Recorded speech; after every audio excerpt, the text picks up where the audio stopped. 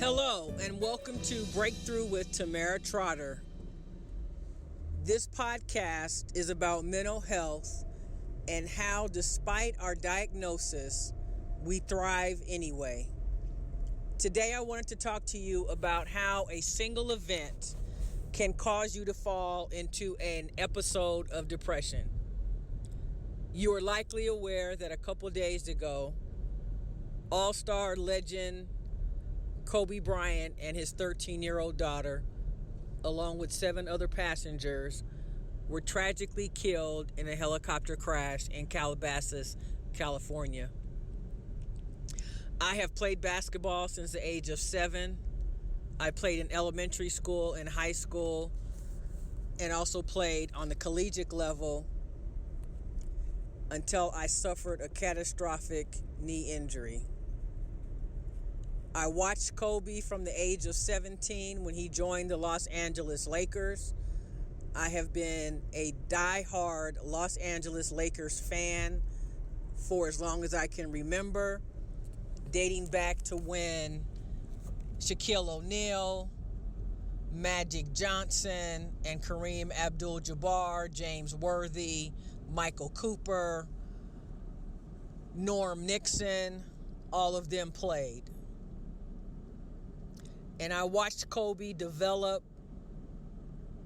from a very talented player to an excellent player who had nothing but heart, who gave his everything every single day that he was on the court, and who really embodied work ethic and was just a great guy. When I found out about it, I was stunned and shocked.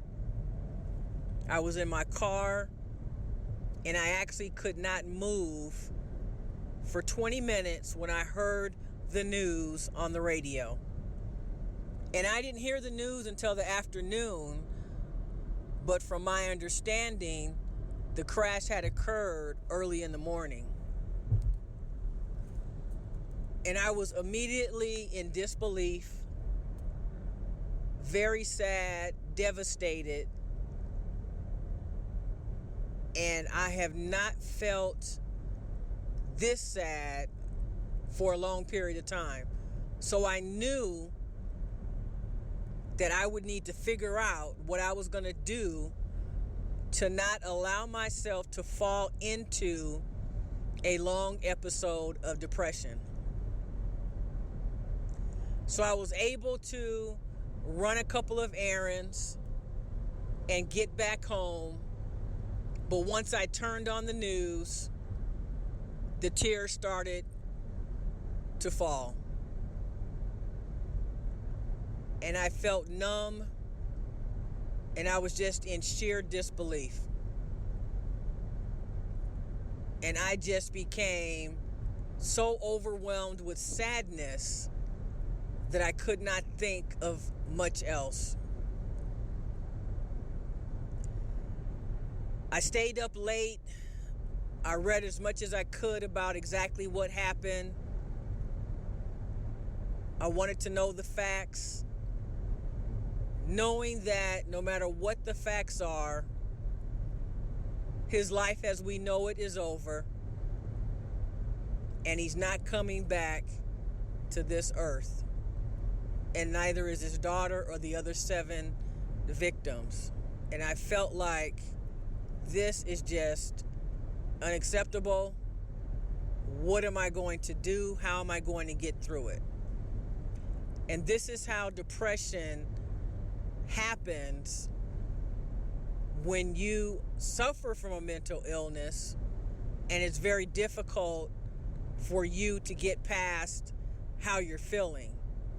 So I want to talk to you about what I did to get past the hump. I am still very sad. I went to work late on both days.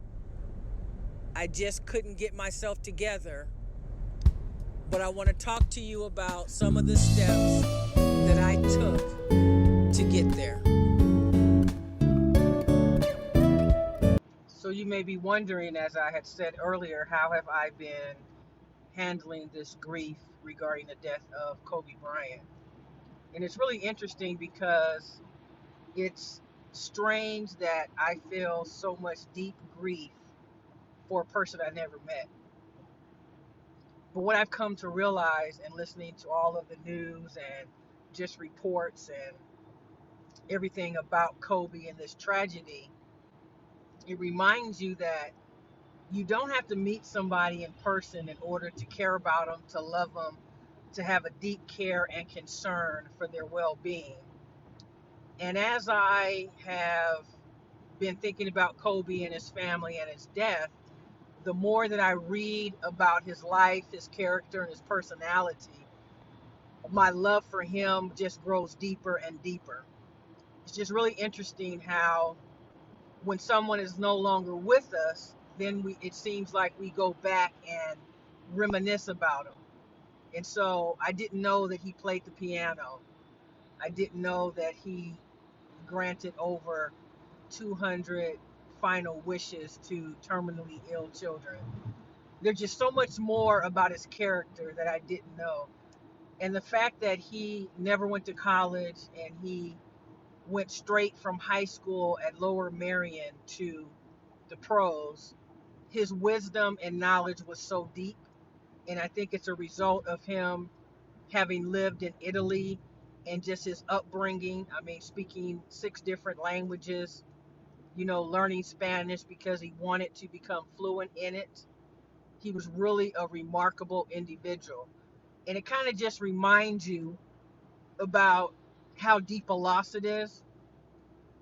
But in order for me to really not, as I said, go down a deep, dark path of depression over this, I decided that I would learn more about him because he was so much more than a basketball player. He was so much more than a champion and a superstar.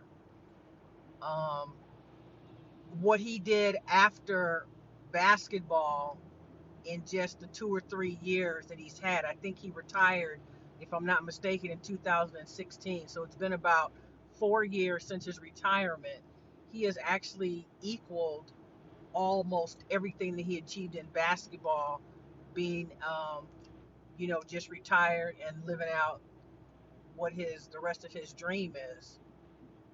So one of the things that I wanted to do, because I'm a writer, is I just wanted to write about him every day and just post that on Facebook, just so that it would help me feel better and it may help other people who are also grieving his loss.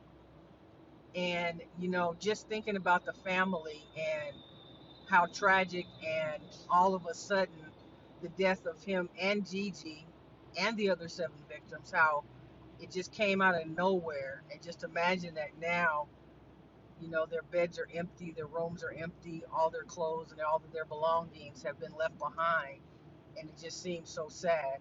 But death is a part of life, and I feel like Kobe really took one day at a time, and he really didn't waste time.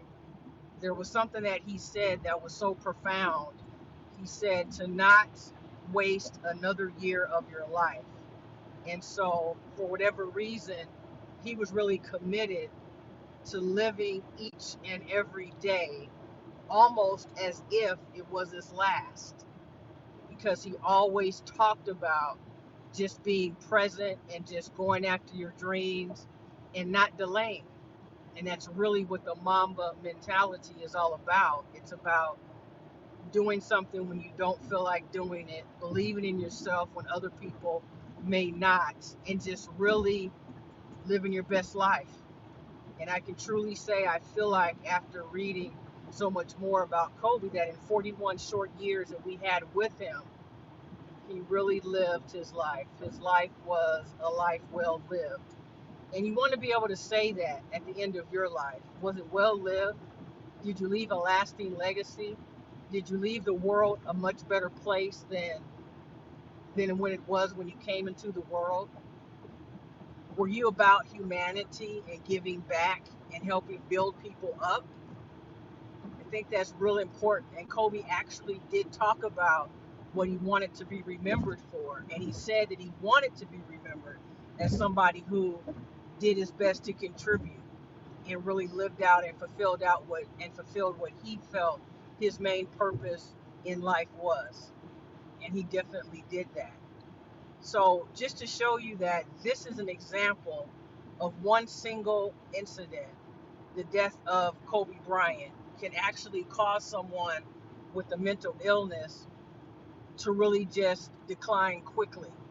So you do have to, again, be proactive when you're dealing with any type of mental illness. And you have to almost try to figure out what your game plan is. What are you going to do to get through it? Because you definitely have to get through it.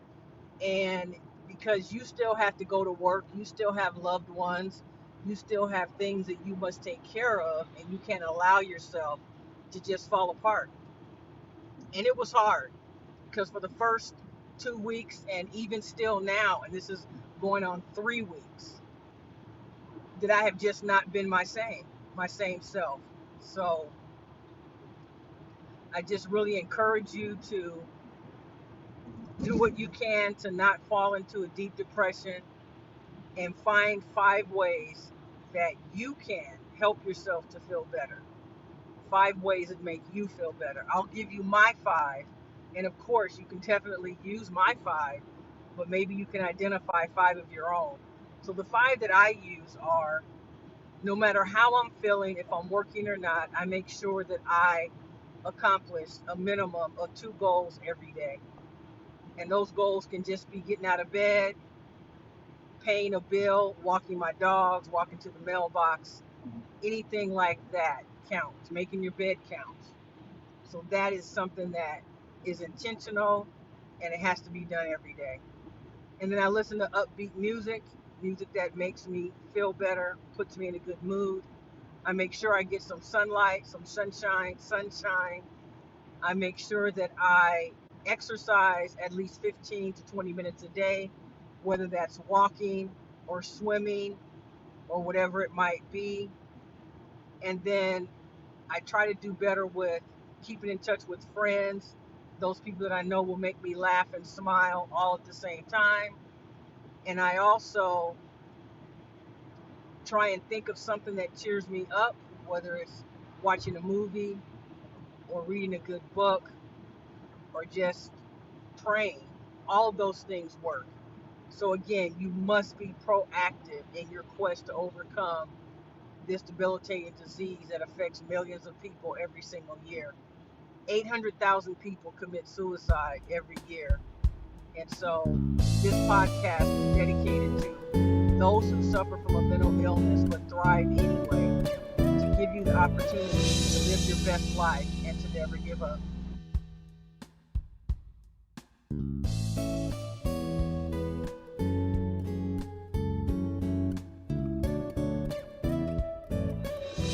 Never want to end my podcast without first thanking you for listening to Breakthrough with Tamara.